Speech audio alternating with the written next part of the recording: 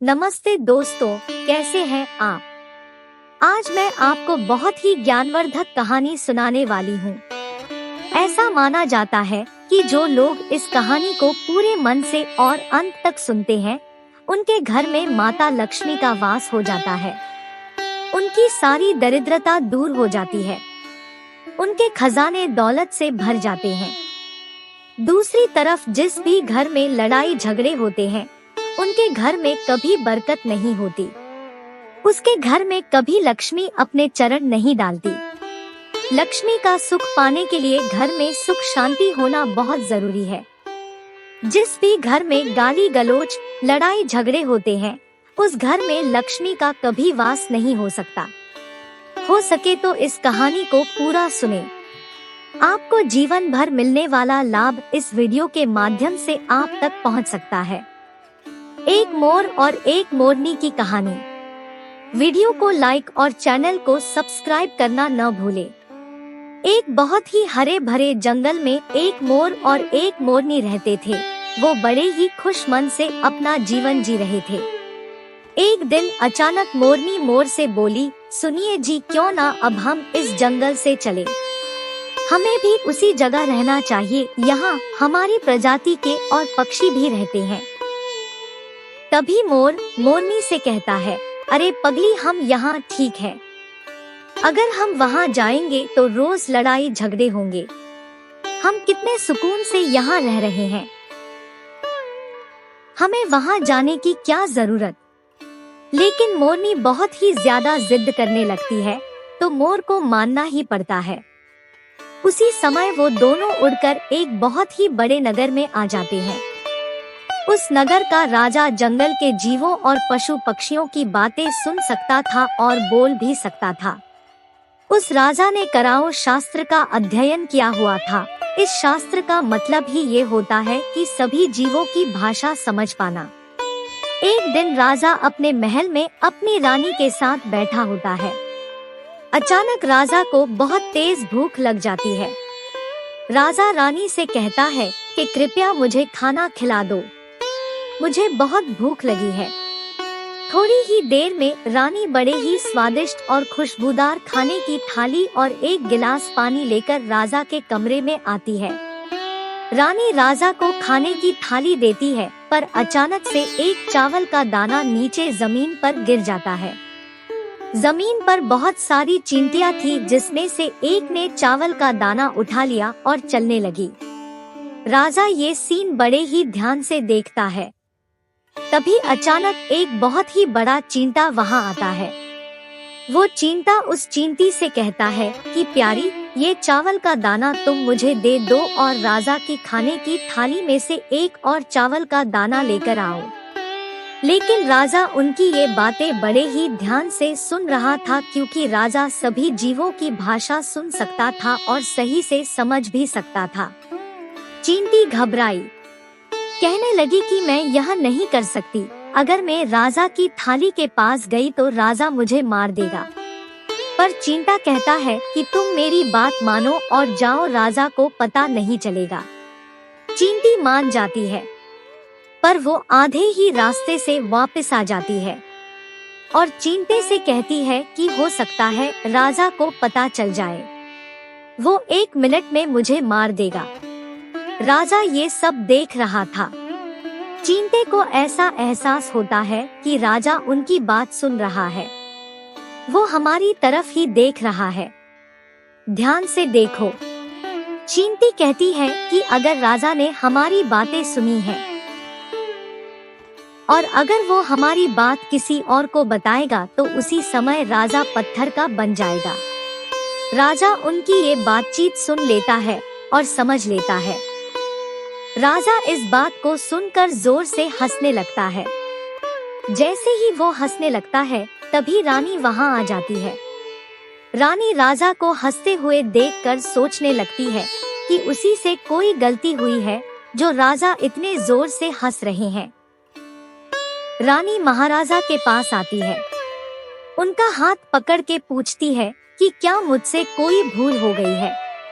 क्या मैंने खाने में कुछ गलत बनाया है कि आप इतनी जोरों से हंस रहे हैं?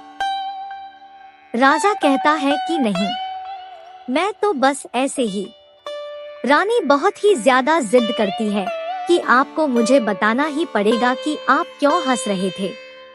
राजा हर बार पूछने पे मना कर देता है क्योंकि राजा को अच्छे से पता था कि चींटी ने क्या कहा था। रानी ने अपने प्यार का वास्ता देकर राजा से पूछा कि अब आपको बताना ही पड़ेगा। राजा परेशान हो जाता है, सोचता है कि बताऊंगा तो पत्थर का बन जाऊंगा और नहीं बताया तो रानी का प्यार और विश्वास खो दूंगा। आखिरकार राजा को रानी के आगे झुकना ही पड़ता है। राजा कहता है कि मैं यह बात तुझे बताऊंगा तो तुझे बहुत ही ज्यादा पछताना पड़ेगा। रानी गुस्सा हो जाती है, कहती है कि अभी आप कह रहे थे कि कोई बात नहीं है और अभी आप कह रहे हैं कि मुझे पछताना पड़ेगा। रानी पीछे ही पड़ जाती है तो राजा कहते हैं कि यहाँ नहीं, मैं तुझे किसी जंगल में यह बात बताऊंगा। राजा और रानी अपने रथ पे सवार होकर निकल पड़ते हैं। जैसे ही वो घने जंगल में पहुंचते हैं, राजा रानी को सारी बात बतानी शुरू करता है। जैसे जैसे राजा रानी को बात बताता जाता है, धीरे धीरे पत्थर का बनता गया। जैसे ही आधी बात खत्म हुई, राजा का आधा शरीर पत्थर का बन चुका होता है। राजा कहता है, हे मेरी धर्म संगिनी, मैं धीरे धीरे पत्थर का बनता जा रहा हूँ, तुम बाद में बहुत पछताओगी। रानी कहती है, महाराज थोड़ी सी बात बची है, आप उसे भी सुना दीजिए। राजा पूरी कहानी सुना देता है और पूरा पत्थर का बन जाता है। रानी की इस जिद ने राजा को पत्थर का बना दिया। रानी रोना शुरू कर देती है। वो उस पत्थर को हिलाने की कोशिश करती है, पर इतने भारी पत्थर को रानी के हिलाने से कोई फर्क नहीं पड़ा। राजा पत्थर का बन जाता है और रानी सर पकड़ के रोने लगती है। सहायता के लिए आवाज लगाती पर कोई नहीं आता। इस सारी कहानी को मोर और मोरनी बड़े की ध्यान से देख रहे थे। रानी को देखकर मोर को रानी पे दया आ जाती है और मोरनी से कहता है, इसे कहते हैं जिद। एक तुम्हारी जिद से हम अपना जंगल छोड़कर यहाँ चले आए। मोरनी कहती है कि हमें रानी की सहायता जरूर करनी चाहिए। दोनों रानी के पास जाकर कहते हैं, यह बहुत ही बुरा हुआ, लेकिन आप हिम्मत रखिए, आप ही राज्य की सब कुछ है। अब राजा की कहानी तो खत्म हुई, पर अब आपको ही पूरे राज्य का काम संभालना है। रानी कहती है कि मेरा तो सब संसार ही उजड़ चुका है, मैं किसको संभालूं किसको न संभालूं। तभी मोरनी रानी से पूछती है कि ये हुआ कैसे, राजा पत्थर के कैसे बने। जैसे ही वो बात रानी मोर और मोरनी को बताने लगती है, वह भी पत्थर की बन जाती है। राजा रानी दोनों पत्थर के हो जाते हैं तो मोर मोरनी घबरा जाते हैं। उनको लगता है कि यह सब हमारे साथ भी हो सकता है, क्योंकि औरतों से कोई भी बात छिपती नहीं है। मोरनी कहती है, चलो यहाँ से कहीं दूर चले जाते हैं। मोर कहता है कि अरे मूर्ख, ये संकट तो दुनिया के किसी भी कोने में हमारा पीछा नहीं छोड़ेगा, और अगर जाने अनजाने में भी हमारे मुंह से ये बात निकल गई तो हम भी पत्थर बन जाएंगे। इसी बात से दोनों की रातों की नींद गायब हो जाती है। न खाना खाते न बात करते, बस यही सोचते रहते कि हमारे साथ क्या होगा। तभी मोर ने सोचा कि अगर मैं सभी चींटियों को खत्म कर दूं तो सब ठीक हो सकता है। आखिर उन्हीं की वजह से हमारा ये हाल है। दोनों सभी चींटियों को मारकर खाना शुरू कर देते हैं। मोर और मोरनी के डर से सारी चींटियां अपनी बिल में छुप जाती हैं, पर मोर और मोरनी हर समय उनकी तलाश में रहते। काफी समय के बाद चींटियों को भूख सताने लगी। जैसे ही कोई चींटी बाहर आती, मोर उसे मार देता। तभी एक चींटी और एक चींटा भूख से तड़पते हुए श्री हरि विष्णु जी का जोरदार भजन करने लगे। भक्ति में वे घनघोर तपस्या में लीन हो गए। अंत में आकर श्री हरि विष्णु जी उनको दर्शन देते हैं और कहते हैं कि तुम्हारी निराधार भक्ति से हम प्रसन्न हुए। मांगो, क्या वरदान मांगते हो? उधर चींटी और चींटा भूख से परेशान होते हैं। कहते हैं कि श्री हरि विष्णु जी, अगर आप हमें वरदान देना ही चाहते हैं तो हमारे पेट में गांठ लगा दीजिए। उन्होंने कहा कि अगर हमारा पेट ही नहीं होगा तो बाहर जाने की कोई जरूरत नहीं है, मोर मोरनी के आतंक से बच जाएंगे। भगवान श्री हरि विष्णु कहते हैं, तथास्तु। उनके पेट में गांठ लग जाती है। आज भी उनके पेट में गांठ लगी हुई है। चींटियों का पेट नहीं होता।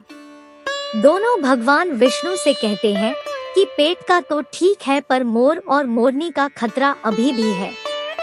भगवान विष्णु मोर से कहते हैं कि हे पक्षीराज, इनको मारना बंद करो। दोषी राजा था, वो पत्थर बन चुका है। वो बहुत ही क्रूर था। वो किसी भी जानवर का रूप धारण कर लेता था, फिर जानवरों के साथ बुरा व्यवहार करता था। वो अपनी मूर्खता के कारण ही पत्थर का बन गया है, और रानी भी उनके पाप में बराबर की भागीदार है, क्योंकि उसने राजा को ऐसा करने से कभी नहीं रोका। मोर कहता है कि क्या हम भी पत्थर के बन जाएंगे? श्री हरि विष्णु जी कहते हैं कि तुम्हारा श्राप खत्म हो चुका है। कह के श्री हरि विष्णु अंतर ध्यान हो जाते हैं।